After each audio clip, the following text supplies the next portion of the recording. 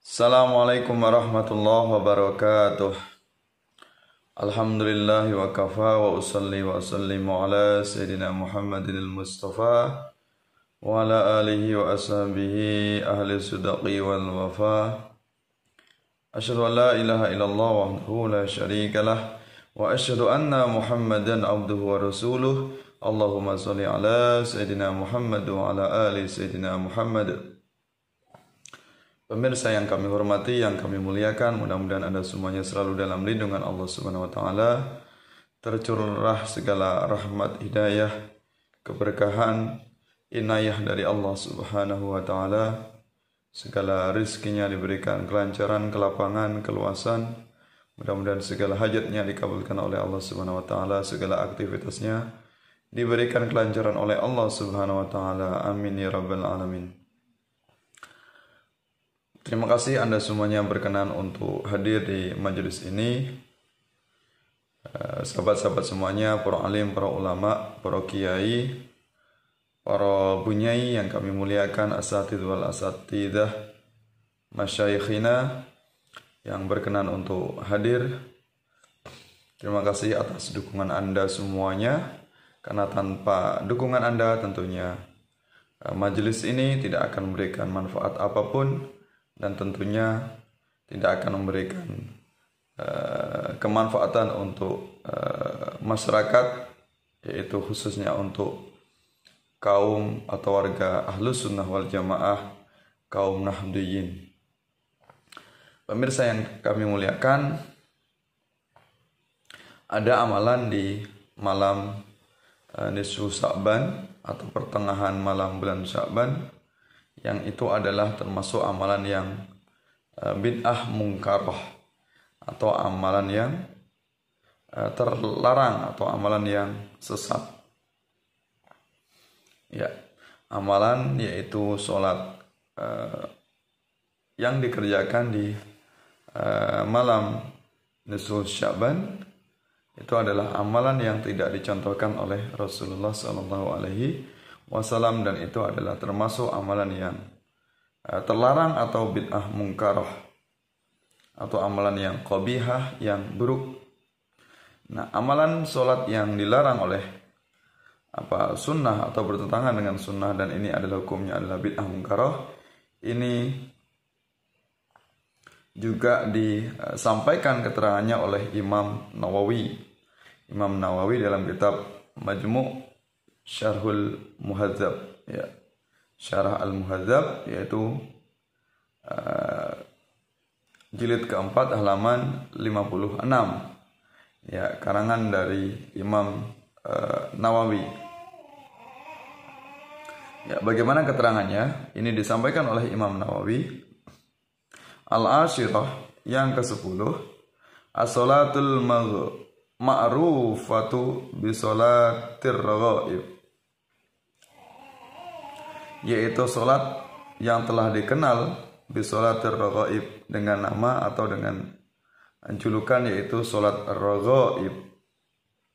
Wa hiya sinta asyarah rakaatan, yaitu 12 rakaat yang dilaksanakan, ya, tusalla bainal maghrib wal isya, yaitu dikerjakan atau solat yang dilakukan di antara maghrib dengan isya.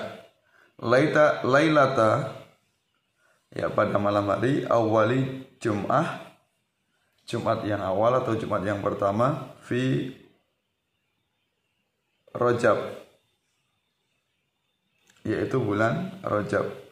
Wa sholatu lailati nisfi Sya'ban, dan solat pada malam nisfu Sya'ban atau pertengahan bulan Sya'ban, mi'atu rok'atin, yaitu 100 rakaat.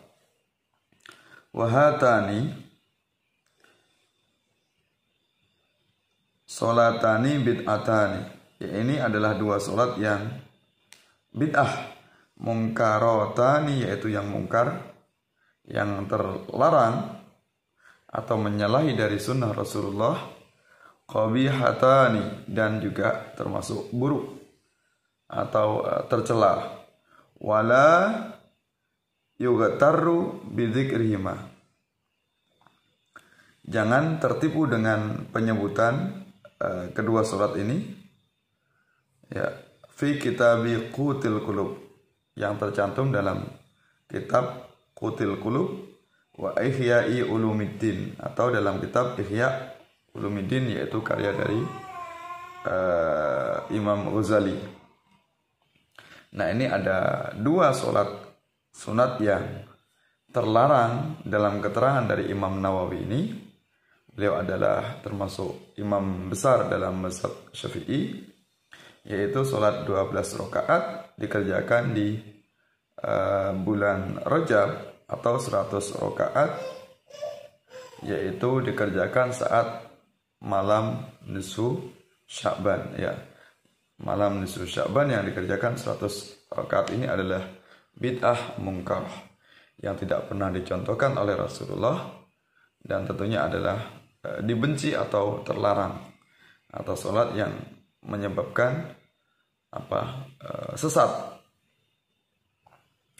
Nah, kemudian ada keterangan lain yang dimaksud dengan sesat di sini adalah sholat raghaib yang dikerjakan diantaranya di bulan Rajab sebanyak 12 rakaat atau 100 rakaat di nisfu Sya'ban. Lantas bagaimana kalau kita mengerjakan di malam nisfu Sya'ban yang tidak pakai yang 12 rakaat atau 100 rakaat, mengerjakan bukan sholat raghaib atau sholat sunnah yang lain yang memang itu ada contohnya dari Rasulullah, misalnya sholat hajat ataupun sholat tasbih, sholat awabin misalnya, atau sholat sunnah yang lainnya, atau sholat witir misalnya, ya. Maka di sini hukumnya adalah boleh mengerjakan di malam nisfu Sya'ban, yaitu sholat sunnah yang memang itu ada tuntunan, ada contoh dari Rasulullah Muhammad SAW. Sholat sunnah biasa yang dikerjakan di malam hari oleh Rasulullah. Nah, ini ada keterangannya, riwayat dari Ibnu Majah. Idza kanat lailatun nisfi min Sya'ban, jika malam nisfu Sya'ban datang, ya, faqumu, maka bangunlah, lailaha, pada malam harinya, wasumu naharoha, pada siangnya. Maksudnya adalah malam hari itu suruh sholat, ya, sholat sunnah, ya, dan siangnya yaitu juga sholat atau puasa sunnah maksudnya. Fa inna Allah, karena sesungguhnya Allah itu yang zilu fiha lighurubi syamsi ila sama'id dunya. Ya, Allah ini turun, ya, pada malam itu lighurubi syamsi, yaitu terbenamnya matahari, ila sama'id dunya, sampai ke langit dunia. Ya. Fayaqulu, maka dia berfirman, ala min mustaghfirin li, adakah yang memohon ampun kepadaku? Faghfiralahu, ya, fa'aghfiralahu, maka aku akan mengampuninya. Ala mustarziq, ya, adakah yang meminta rezeki? Fa'arzuqahu, maka aku akan memberikan rezekinya. Ala mubtalan, ya, adakah yang sedang ditimpa ujian atau cobaan? Fa'u'afiyahu, maka aku akan menyelamatkannya. Ala kada, dan seterusnya, hatta yatlu al-fajr, hingga terbitlah fajar. Nah, ini hadis dari riwayat Ibnu Majah tentang kebolehannya di malam hari memohon ampunan, atau juga termasuk sholat malam, sholat sunnah malam. Kalau misalnya dikerjakan setelah bangun tidur, yaitu sholat tahajud misalnya, atau sholat sunnah yang lain. Ya, ketika ba'da maghrib maka mengerjakan sholat sunnah seperti sholat hajat, sholat tasbih, atau sholat sunat awabin, ya, itu maka hukumnya adalah boleh dan tetap mendapatkan pahala. Ya. Tapi dalam keterangannya misalnya hadisnya itu adalah hadisnya lemah atau hadis dhaif. Bagaimana sikap Ahlus Sunnah wal Jamaah dalam menyikapi tentang mengamalkan hadis dhaif untuk beramal? Maka hukumnya adalah boleh, tidak dilarang. Mayoritas mazhab 4, ya, imam-imam mazhab ini membolehkan umat Islam dalam mengamalkan hadis dhaif yang lemah dalam rangka untuk keutamaan amal. Beramal yang itu amalan sunnah memotivasi kita untuk beribadah. Dhaif bukan berarti palsu. Ya, apalagi ini adalah banyak hadis yang saling terkait, saling menguatkan dan saling mendukung, ya. Jadi ada syawahid atau penguatnya dari hadis di antara riwayat-riwayat yang ada yang berkaitan. Nah, kemudian dalam keterangan yang lain, hadis riwayat Imam Ahmad dijelaskan, yattali'ullahu azza wa jal, Allah senantiasa memperhatikan ila khalqihi, kepada ciptaannya atau kepada makhluknya, lailatan nisfi min Sya'ban, pada malam nisfu Sya'ban.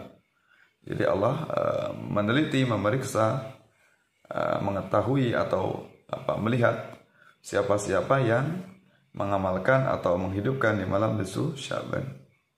Fayaghfiru li ibadihi, maka dia akan mengampuni hamba-hambanya, illa, kecuali, lis naini, kepada dua orang, dua kelompok. Siapa itu? Musyahin, yang pertama adalah orang yang saling bermusuhan. Yang kedua, waqatili nafsin, dan yang membunuh. Hadis riwayat Ahmad. Nah, ini adalah keterangan atau penjelasan dari beberapa riwayat tentang bolehnya kita mengamalkan di malam nisfu Sya'ban untuk mengamalkan sholat sunnah, berzikir, membaca tahlil, tasbih, takbir dan sebagainya dalam rangka untuk mengagungkan Allah. Baik itu sholat sunnah yang setelah maghrib maupun juga sholat sunnah di tengah malam atau di dini hari. Maka ini hukumnya adalah boleh dan tetap mendapatkan pahala. Yang terlarang tadi, yaitu dari penjelasan dari Imam Nawawi dalam kitab Majmu' Syarhul Muhadzab, yaitu sholat raghaib yang jumlahnya adalah 100 rakaat di malam nisfu Sya'ban. Yang jelas sholat raghaib ini tidak ada contohnya. Tapi kalau mengamalkan sholat sunnah yang lain yang memang itu pernah dilakukan oleh Rasulullah, meskipun tidak mutlak, tidak harus di malam nisfu Sya'ban, maka hukumnya adalah boleh. Karena seperti sholat tahajud, hajat, kemudian awabin, tasbih, ini bukan hanya dikerjakan di malam nisfu Sya'ban, tapi di malam-malam yang lainnya boleh dikerjakan. Juga boleh mengamalkan yaitu sholat mutlak, ya. Sholat mutlak ini memang jumlah rakaatnya tidak dibatasi, ya, paling sedikit adalah dua rakaat. Ya, bagaimana tentang sholat mutlak melafadzkan niatnya? Sholat sunat mutlak cara melafadzkan niatnya cukup usolli sunnatar rakaataini lillahi ta'ala. Tidak disebutkan dengan nama mutlaknya, cukup dengan usolli sunnatar rakaataini lillahi ta'ala. Sengaja saya sholat sunat 2 rakaat karena Allah Ta'ala. Ini berbeda dengan sholat sunnah yang lain yang memang lafadznya itu disebutkan usolli sunatar tahajudi, misalnya usolli sunatal hajati, ya, usolli sunatal witri, misalnya usolli sunatar rakaataini minal witri, dan seterusnya. Kalau untuk sholat mutlak ini maka tidak disebutkan namanya, cukup dengan usolli sunat rakaat ini lillahi ta'ala, ya. Jadi melaksanakan sholat mutlak juga boleh dikerjakan di malam nisfu Sya'ban.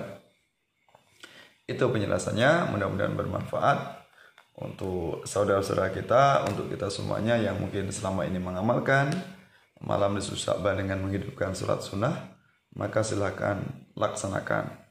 Ya mungkin yang hanya kuat 2 rakaat saja, monggo silakan, tapi jangan mengamalkan salat yang raghaib tadi, yang kemudian jumlahnya 100 rakaat.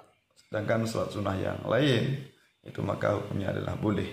Ini menguatkan kita bahwasanya salat sunnah di malam nisfu Sya'ban ini ada dasarnya, ada dalilnya. Jadi tidak bertentangan dengan syariat Islam. Apa yang diamalkan oleh ulama-ulama kita, warga Nahdliyin, warga kaum Ahlus Sunnah wal Jamaah, tentunya semua ada dalilnya. Mudah-mudahan bermanfaat. Mohon maaf atas segala khilaf, segala kekurangan. Sampai bertemu dalam kesempatan yang lain. Ya, salam aswaja. Mudah-mudahan kita istiqomah dalam jamiah Nahdlatul Ulama. Wallahu a'lam bishawab. Wallahu muwaffiq ila aqwamit thariq. Wassalamualaikum warahmatullahi wabarakatuh.